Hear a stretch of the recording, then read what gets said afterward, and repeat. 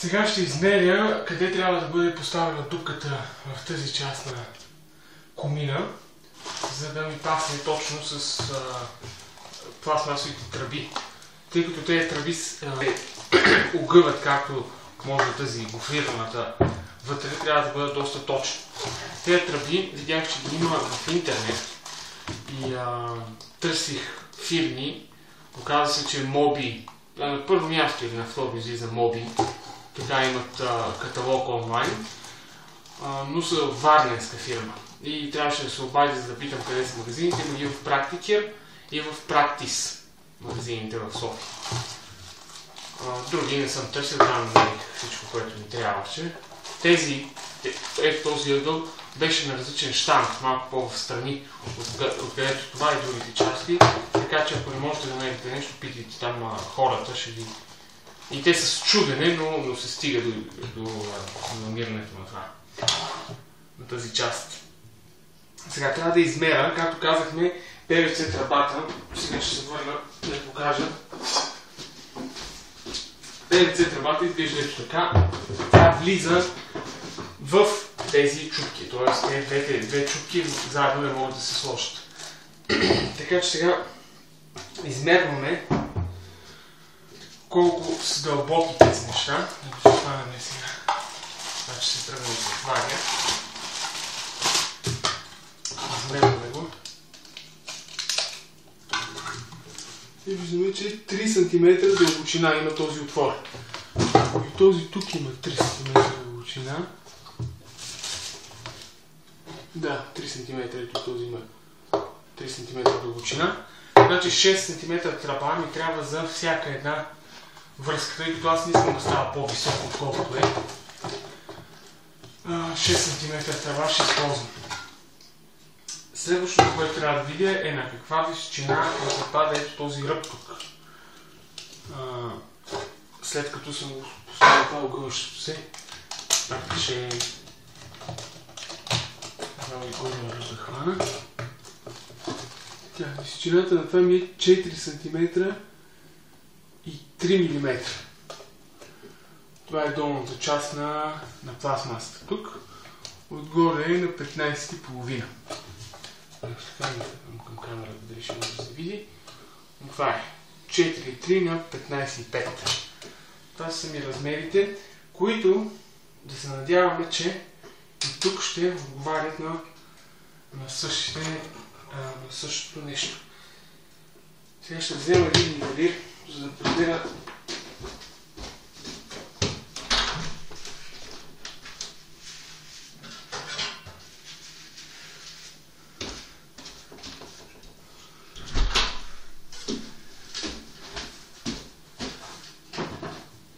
дали самото чекмедже няма някакъв наклон.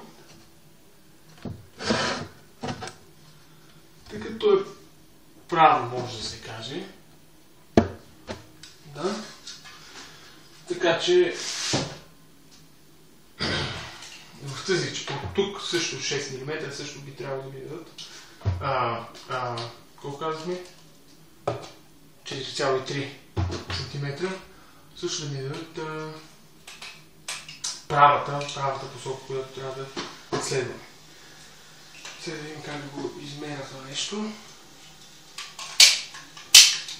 Първо ще измеря от тук навътре 10 см.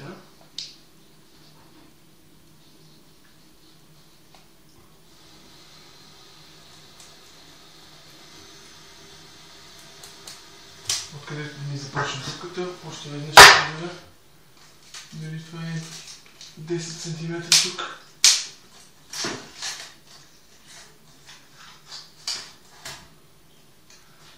Да, дори изглежда, че е по-малко, 9,5, но нека сме малко по-навътре, за да има място. 10 см е и големината на дупката. Ето това. Ето това са две страни на дупката.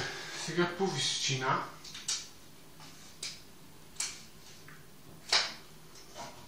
дълбочина. Ще използвам изпора. И ще отбележа една малка точка тук. Къде ми е хоризонталата от шкафа. И от нея да измеря това да е 4,3 см. 4,3. Ето точно тук има някаква. Ето това ми е 4,3.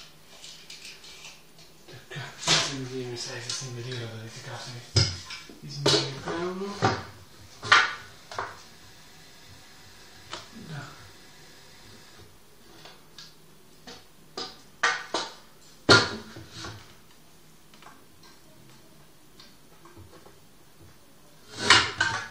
Така.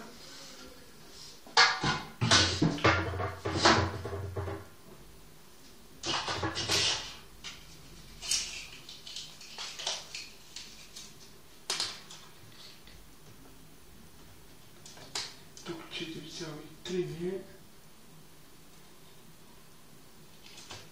Ето това.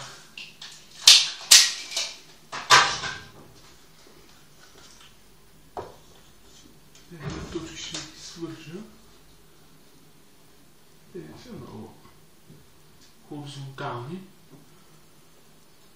Така че ще гледам между тях да го направя.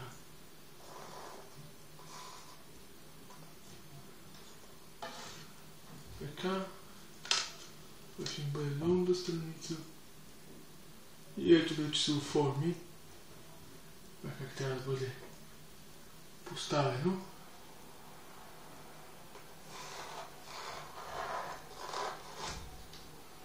Така. Ето това е. Само да измеря дали или нещо не съм премерил като хората.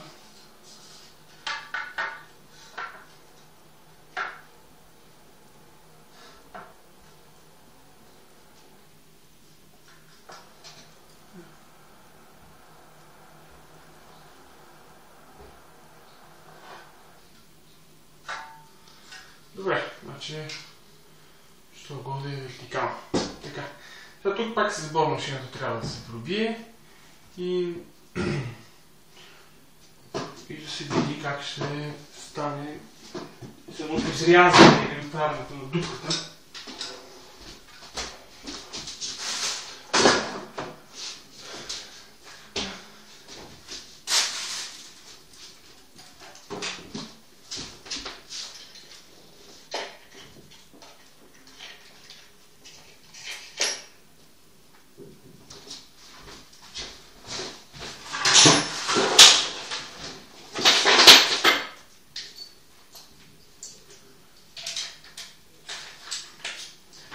Използвам шестица бургия, за да ми бъдат малко по-точни дупките.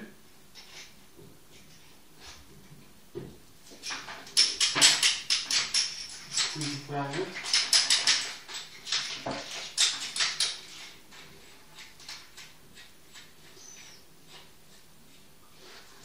Шестица бургия за бетон ще използвам, тъй като това е някаква коминна стеничка, много урумлива, няма да съм на пробиден вариант на такъв на ударен вариант на бормашината, а просто само с въртене ще действам. И ще видим какво ще се получи.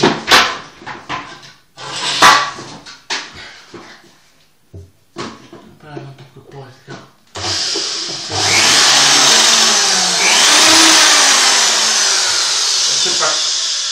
Все пак ще трябва да бъде видимо и ще си взема очила за предпазване на очите, което е много важно.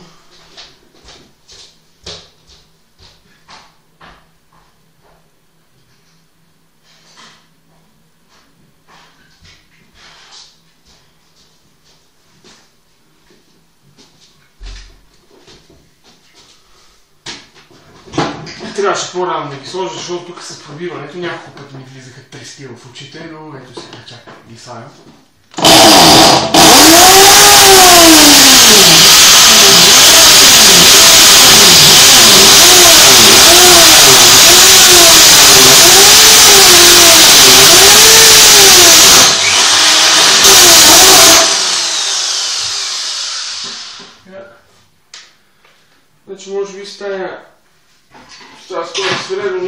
да стане, защото той не проби цялата стена. Ще взема по-дълъг вариант.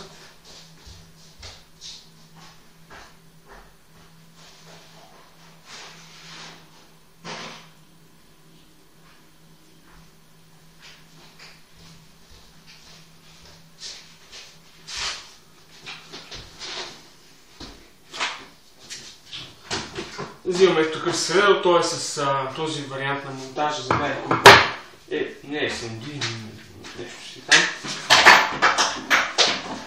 За перфораторите този вариант, но и на обикновена бормашина може да се завинти. Не е много успешно, но за някакви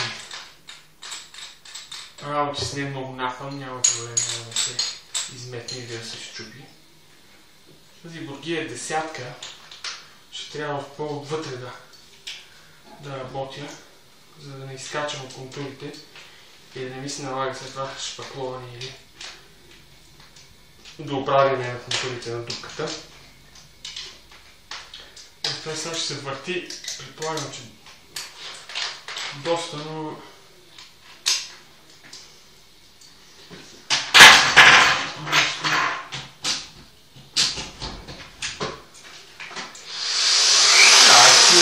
няма кой знае какъв лук, тук има повече и повече да видим в края.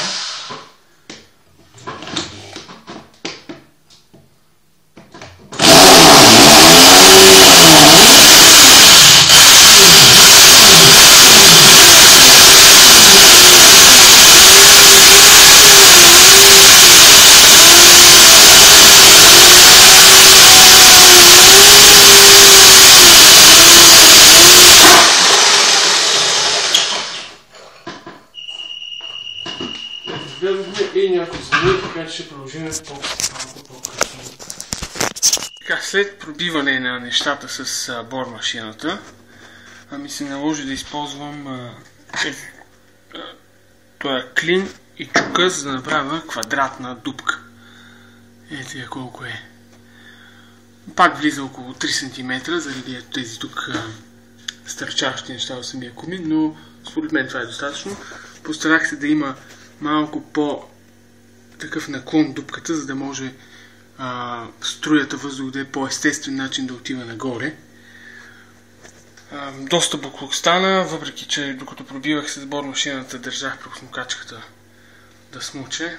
Това е, сега ще трябва да ги слепа тези неща и тук да изчиста и може би малко поедисам. Ще продължа с следващото видео как става.